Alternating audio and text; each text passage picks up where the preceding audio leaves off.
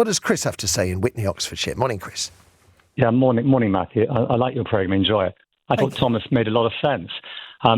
Earlier on, I just take issue with the comment you made about more equitable tax system being required. An earlier caller saying, make the wealthy pay more. I'm one of those people who pay, rather like Thomas, enormous amount of tax. I pay actually rather more than Thomas. I paid over £1 million last year. And I'm afraid Thank you for that. Well, thank you. I'm very glad to help, but actually only to a certain extent, because after a while it becomes quite boring paying an enormous amount of tax and having endless people coming on saying we should pay more, because the point is you come up against a hard reality. People like me don't really want to pay any more than £1 million. We could pay more, but where does it end? Carry on paying forever. More and more people don't work. Can I just so in my glory days on TV, I didn't quite pay £1 million in tax, but I earned a lot of money. And one of the things that I found, and this is probably more relevant to our discussion on billionaires to come, is that after a certain point, the money just sort of rolled in. I wasn't spending it. I didn't need it. I had a nice house, nice car, everything. I could afford anything. Just have no problems in life. And when I start thinking about people that are earning like super money, I just think, well, what are they spending on? Why is it problematic to pay a significant sum in tax when you almost can't spend the residual that's left over because you have so much of it? I'll explain. It's actually quite simple.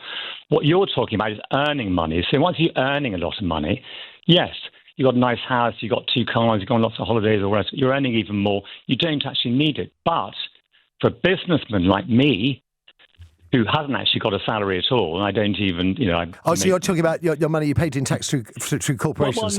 No, but it's a question. I'm a businessman, and I want to be able to grow my businesses, employ more people, start new businesses, do stuff. So I don't have money left over. And in fact, I'm always trying to borrow money. No matter how much money you make, I'm reinvesting in businesses, hiring people, having new ideas, doing stuff. Yes, sure, if I was an employee on £1 million a year, you can't spend well, you can spend £1 million a year. You don't need £10 million. You don't need £20 million a year. But as a businessman, you do, because you're always trying to get bigger and better. Point taken. Can I just, because the point's well made and I accept it. Can I ask you what your approach is to Rachel Reeves and the fiscal rules, which I would argue were invented to make, originally in the 90s, invented to make Labour look financially responsible. But if you're in a time of international crisis or time of crisis, should Labour be prepared to surrender what appears to be a sort of luxury of politics? Yeah, absolutely. But I'm not an economist, but essentially it's all about spending, borrowing, tax and growth. The whole thing works. And the economy works in a very similar way as a business, in exactly the same way as private individuals. Private individuals earn money and they spend money. And if you spend more than you earn, then it doesn't work. And if you go out and borrow, eventually the bank says you can't borrow anymore. And the problem that government has is exactly the same way around. So we're taxing as much as we can, because people like me are going to say, well, do you know what? No, thanks. I'm going to go and live somewhere else because it's easily done. It's really easy. I've got a house aboard. I could just go there tomorrow, pay less tax, and then grow my businesses more. Or the government can borrow more money, but it can't borrow much more money because it's already pretty well at the top. The bond markets then take fright, and then you pay interest on the loan, and that gets worse and worse, just like a family. Or you can reduce your spending, just like a family. And I'm afraid the only way to get out of the doom loop we're in at the moment is to reduce our spending. You see, on that score, Chris, we've been reducing our spending since 1980. And I don't understand how our services, which are already broken, Birmingham City Council, can't clear up its litter.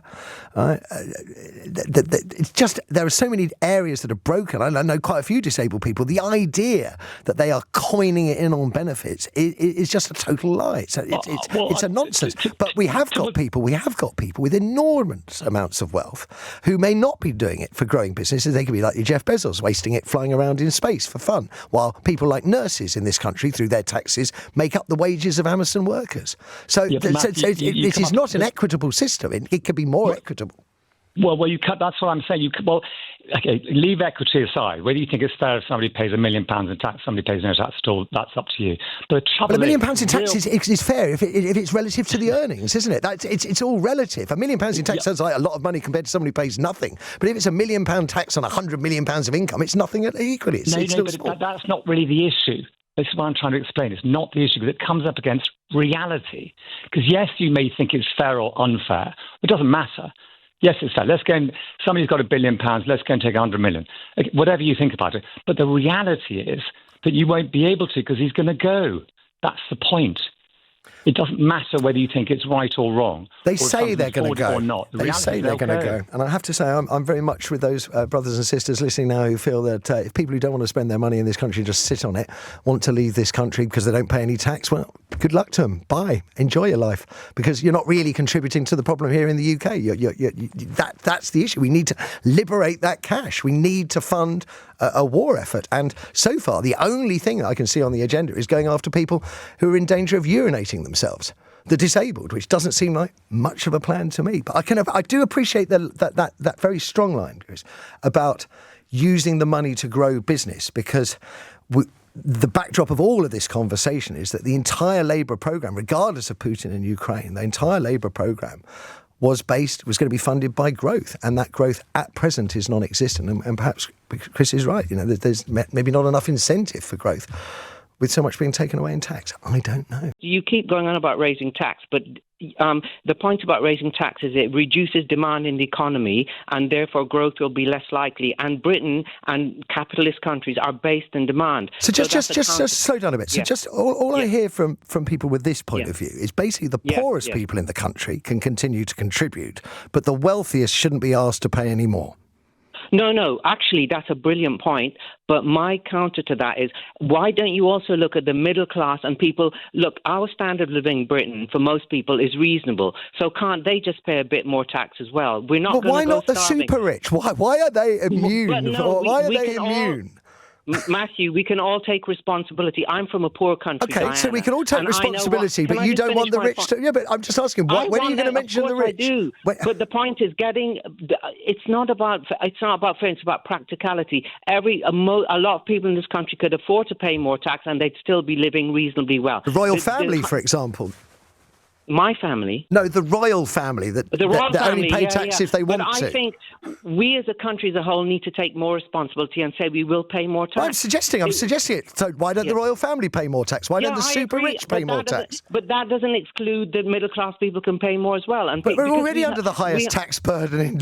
But we still have a brilliant standard of living, Matthew. But not as brilliant as the super rich, my friend. Who aren't being asked to pay anything extra. It's not binary, Matthew. It could be both. You say it's not binary. I say let's give it a chance to be binary. Just Matthew, once, let's tax the rich. Matthew, it's been tried before, and the rich always find these loops to get out of it. It's been proven that when you raise taxes, quite often the revenues go down from the rich. Ever been to Finland, Norway, Scandinavia? They have a different culture. Oh, it's a different culture. Yeah, a culture where they pay more tax and they have a higher quality of life. That kind of different culture. I would love to be idealistic. I'm trying to be practical. I'm not being idealistic. I'm talking about countries and their happiness rating. And if you look at the happiest countries in the world, they are all virtually in Scandinavia, and they all have a high tax system and a large state. It's just quite interesting. Well, tell that to the average person in Britain, see what your reply is going to be. I'm trying, David, but you say that you should say the middle classes should pay more, and you don't have any thoughts on the rich paying more.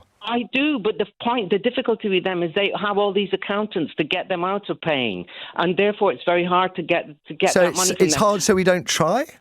Well, it's been tried, and quite often when you do it, the revenues fall because they find even more tricky ways of getting out of paying the tax. I'm left-leaning, but I've been trying to be very hard-headed about this, and honestly, it's not going to work when you try and tax the rich more. So you would be happy to see, say, a PIP payment removed on someone who needs telling to go to the toilet? No. I said the average person who has a reasonable standard of living, if they pay 1p more in tax, that would be brilliant. And it's about us all getting together, not just saying the rich have to pay, which they really should be, but we all have to take responsibility. Okay, so you're aware of pay ratios. So in the 1970s, the average FTSE 100 boss earned about 35 times more than the lowest paid worker in their organisation. It's over 200 times now. Right. So whilst I'm hearing what you're saying about tax. Oh, thank you. What you're not hearing is the rich have been getting richer, much richer, year after year after year, and they're not spending any of it back into the country. And all people come up with, like you, David, is excuses. No excuses for going after people who might urinate because they're having their benefits cut, but literally wet themselves. No excuses for them. They can be made to pay. But when it comes to the rich, all you've offered, David, is excuses.